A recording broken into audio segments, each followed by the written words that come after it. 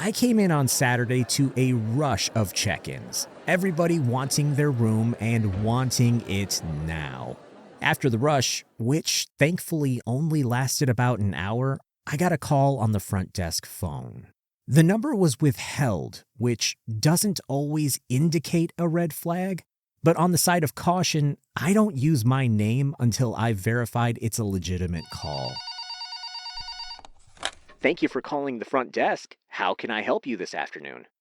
I think I left some items in my room. Would you be able to have housekeeping grab them? Certainly. May I have your last name and room number? He gave me the information and I looked up his room. It's a prepaid third party and it's still in-house for another night. It looks like your reservation is for another night. Would you still like us to collect your items for you?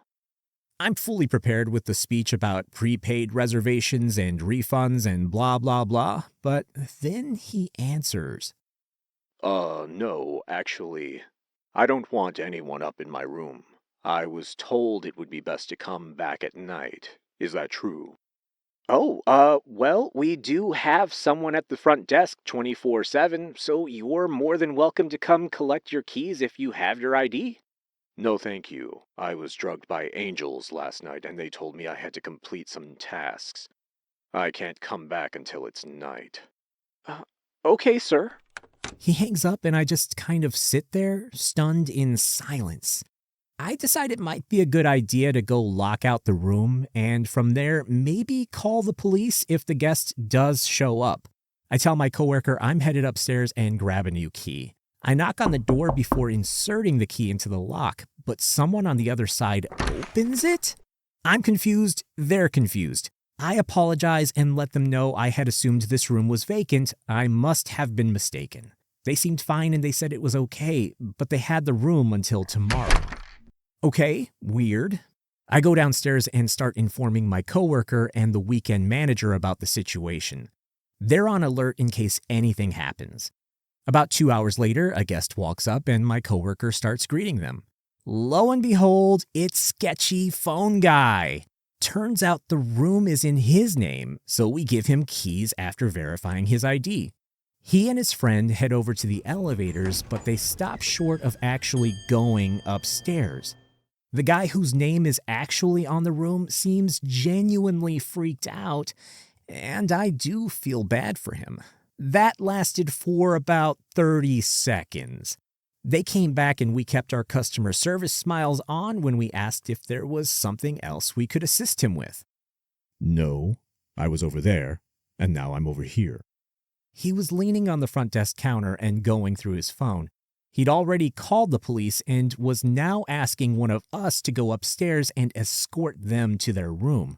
I didn't even have a chance to say no before my manager told them we would not be doing that. If they felt unsafe about going up alone, the police could be contacted again for them.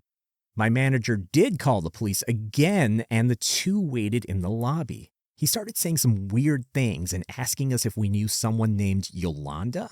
I didn't want to agitate him further, so I gave some vague and monosyllabic responses in order to keep him from bothering my coworker, who is newer and hasn't dealt with the hotel crazies yet.